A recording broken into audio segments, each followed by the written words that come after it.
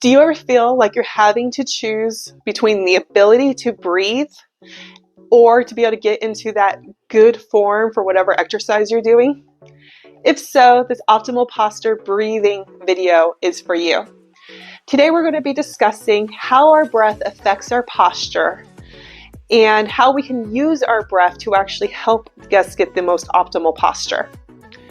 So let's do some learning. Let's start by going the mechanics of what actual good full breathing is if we didn't have any compensations or anything limiting us. So our rib cage is designed to expand in 360 degrees, like a balloon. Like if you blow a balloon out, it's supposed to expand out. So when we inhale, our chest rises, our rib cage expands out to the side, and then we have that expansion in the back. And then when we get down to this area, it gets interesting. You might have heard of belly breathing in yoga, where that belly comes out. So what's really happening there when that belly comes out is our diaphragm is expanding down into our abdominal, and it's putting pressure on our organs and stuff, so they need a place to go. So our pelvis has the ability to slightly internally rotate, opening up like a flower, and giving room for our organs to be pressed down into our pelvic bowl.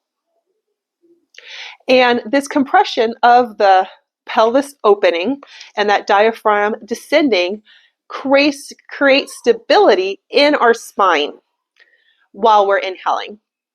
So that creates that stability, protecting those natural curvatures in our low back. Now, as we exhale, the pelvis will go into internal rotation, allowing for skeletal stability, so the stacking of the skeleton to create stability. This is often part of when you hear the phrase embracing the core that they're trying to get. So the pelvis goes internally rotated. As the diaphragm starts lifting up, the organs shift up, that push comes up. And as your diaphragm comes back up, your rib cage is supposed to come down. So you have that stack of pelvis and rib cage, causing that structural stability of your spine. And then your rib cages comes in, the back of your rib cage comes in, your chest lowers. And that's what happens in a good, uncompromised breath cycle. So since we're bipedal species, that's, walking, falling forward. That's basically what walking is falling forward. And we have the weight of gravity. That makes us get compressed, and then we start compensating. And that compensation really can affect the movement in our rib cage. And if we lose that movement in our rib cage, we lose the ability to stabilize the spine, especially on that inhale and that exhale, which is really, so that's why it's vital for your pelvis to be able to do those internal and external rotations in the pelvis to be able to stabilize. And so that can affect the natural curve of your back. It can do all kinds of things. So we'll just go over some of the different things that happen while you're falling into those compensations and becoming compressed. So compression in the pelvis will restrict the ability for the pelvis to usually first come into that internal rotation. So the exhale of our breath is usually what's first to be compromised before our inhale. So if we lose the ability to go into that internal rotation, then we lose that structural stability, and we start losing the ability, then we can starts working up where we lose the ability for that rib cage to come down. And that's why you can feel very unstable when you're inhaling, and why most people always execute doing the hard part on the exhale, trying to get it to happen. But it can feel really unstable. So with that, you can start losing the ability for your ribs to expand out to the side, Once you lose that ability for the rib cage to come down, you lose the ability for the rib cage to expand out to the side. And then you'll start losing the ability for your rib cage to expand outwards. So usually the upper part of our chest is one of our last remaining parts. So if you feel like you're breathing right up here in the top part of your chest, it's probably because the rest of your rib cage is compressed and that's only where you can breathe. Now, this can start getting restricted too, and then that's where we start getting forward head posture. Because as you're restricted, your head starts going forward looking for an ability to breathe because you need to be able to breathe. And that's why when you look at somebody who's in the later stages of life, they tend to have that more hunchback with the protruding chin out like this. It's because their rib cage is all compressed and they're trying to breathe. So that's a survival stick. That's the survival. It's because your posture adjusts to keep you alive. And we need to breathe to live. So posture and breath are very much intertwined with each other. Now, there is a lot of, luckily though, we can backtrack out of those layers of compensation. And we can do that with some simple exercises and awareness. And then if you actually learn to actually be able to feel and control your breath, you can back yourself out by simply breathing properly. But if you're in layers of compensation, it's really, really hard to learn how to breathe properly. And you have to be able to do some exercises to release the compression on your rib cage. And so that is what our exercise portion of this video is going to be about. It's going to be some just simple ways to release each part of your rib cage in order to get an awareness of what you're doing. Because building that awareness and the ability to release it is one of the most important parts. And once you have the ability and you know what you're doing, then there's a lot easier and simple ways to do it. A lot of less time-consuming ways. So these are a little time-consuming, but it has mainly to do because we lose the ability to actually feel our body, so it's needed.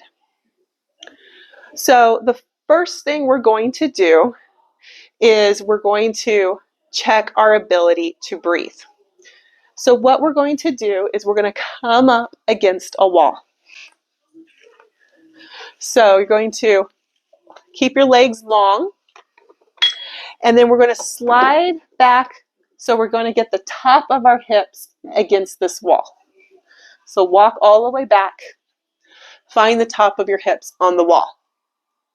And then find the bottom of your rib cage and come up. You don't have to worry as much about the upper part as long as you get that top of your hips and your rib cage on the wall. And then from here, if you have the ability to come into the knee bend, you can do that. You can also do this with the straight legs if this isn't comfortable. But we're going to find each of our hip bones. And now we're going to see if we can actually exhale. So we're going to start focusing on our exhale. So you're kind of rounded forward a little bit. You're going to put your hands on your stomach and exhale. Almost try to maybe even put your fingers there. Ribs down to belt line. Keeping those contacts. Inhale. Exhale all the air out. Now most people cannot fully exhale. Like I said, we lose that. So maybe count to 5 or 8 counts in your head while you're breathing out, and try to go until you literally have no more air. And if you're not sure if you're doing that, you can always grab a balloon or a straw to blow out to give you some kind of reference point, because you'd be surprised at how much more air you have after you think you finish exhaling.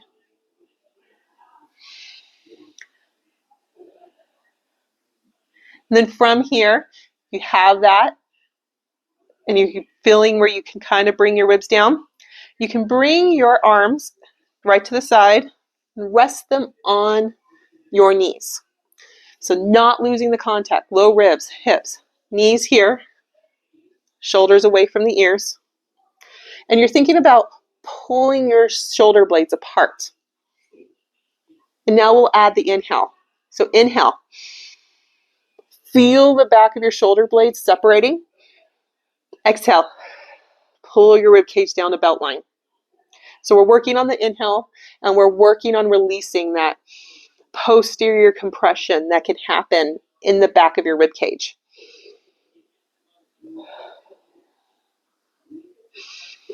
Bonus points if you want to press the ball of your big toe, little toe, and your heel nice and lightly into the floor, about 2-3 effort.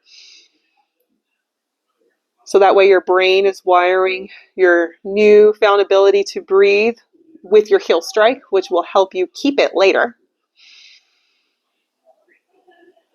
So this doesn't take very long. Like, you only have to do like 5 to 8 breaths here to really get that loosening between the shoulder blades. And we're going to release down.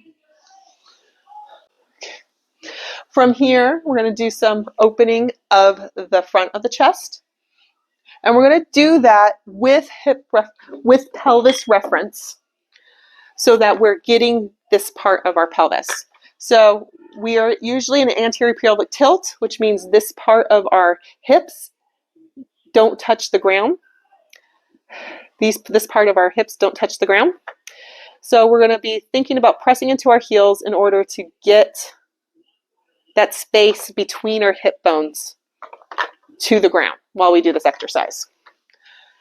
So what we're going to do is we're going to bend our legs, and we're going to come down onto our forearms. If that's too much, you can always start with long arms, but we're going to try to come down to our forearms, elbows underneath shoulders, in either of the variation. You're going to press into those 3 points of contact in the foot. Let that part of your pelvis relax. So it's not your low back, it's below your low back. And then we're going to think about lifting up, pulling our collarbones apart, lifting up through our shoulders. You can think about maybe bringing your elbows towards each other, but keeping that contact. You see, like, I lifted too, so you need to like come back. And then we're going to do those breathing again. Inhale, feel that chest rising up. Exhale, sending your rib cage down. Inhale, lifting. Exhaling, bringing all that rib cage down. And again, just like 5 to 8 breaths. Full breaths, big long inhales as you can. Exhaling all that air out.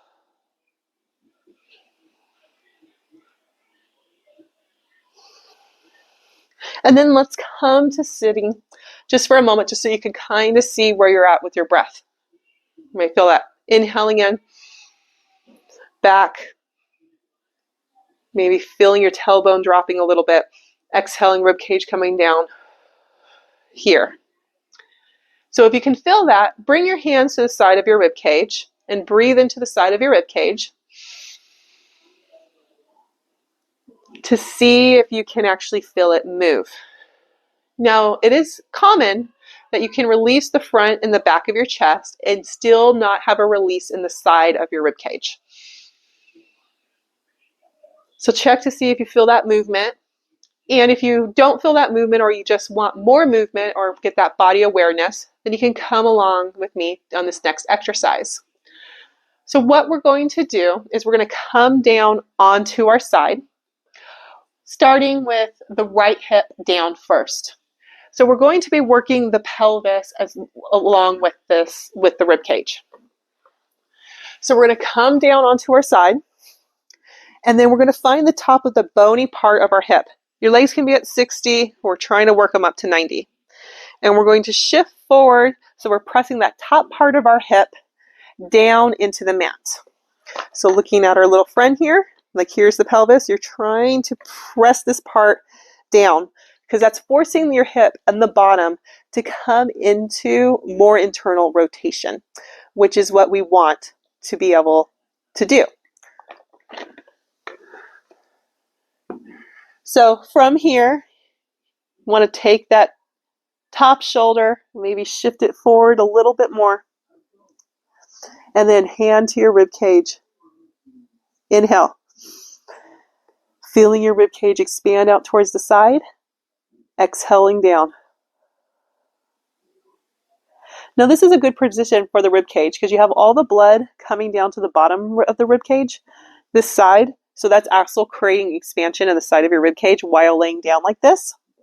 And then the breath out here also does it. Keeping that kind of pressure.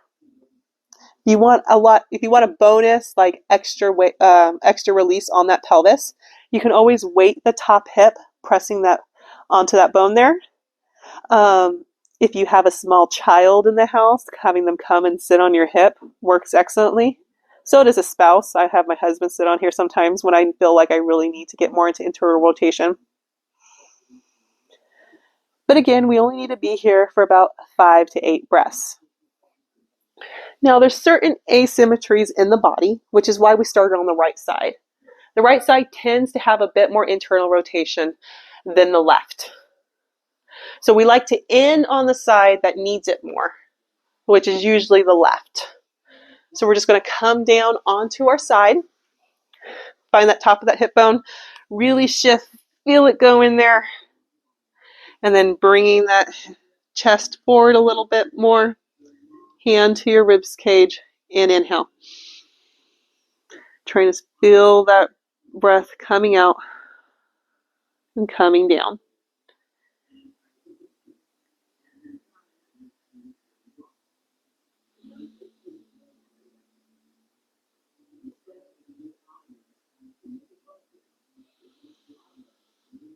Just 5 to 8 breaths here.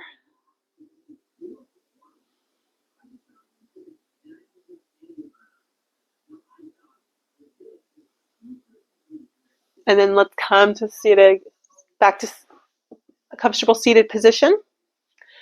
And let's see how we feel. Inhale in. Exhale down. Let's try to get that neutral, good, optimal posture. Stack shoulders a little bit more over hips, ears over shoulders. Anchoring into both sides of your sit bones. Inhale. See if you have more freedom of breath. You can get that fuller inhale. Feel that stabilization in the inhale and the exhale. See if your chin will tuck back, lifting up out of that back of the head. So there's the mechanics and the exercises. Now these exercises, especially if you're first doing them, you might need to do 2 or 3 rounds through a course of a day. So you can do some in the morning, some in the evening, do them bunched together. They're the kind of thing when you're first starting, the more you do, the quicker your body will adapt. And like I said, they're mostly for training you to actually feel and actually notice the expansion. And then you're able to, like, there's ways to be able to combine them where you can get multiple ones or even doing it. And then you have the cool ability, like when, say, you're sitting at a desk here, and this is what you're kind of working up to for that optimal posture. So with your breathing, maybe you can feel like if you're sitting, like you start dumping into your hips. You can feel like, oh, when I breathe in, my tailbone isn't down. So I'm going to try to come out of that anterior pelvic tilt. And then you can just check while you're sitting there. Okay, I'm breathing here. Is my rib cage coming down as I exhale? Is my back, is the space between my rib cage opening up? And you can think about pulling your shoulder blades together, helping that breathing as you sit there. Think about breathing into the inside. And then as you get practice and get good at it, it just becomes a normal part of your day where you can feel that you're not in good posture. You can check your breath and then just readjust to fight that compression that happens in our everyday life. And then that sets us up to be in the most optimal neutral state for whatever activity you're going to do in your workout or in your daily life. And because when we have that optimal neutral stack, that means we have the most ability to give something our best effort. So I hope that makes sense, and I hope that helped. Please check out the rest of our optimal posture playlist that we have linked. You can also check, I also have yoga hacks, bar hacks, and other exercise videos. So I hope that helped. Have a nice day. Hope to see you in another video.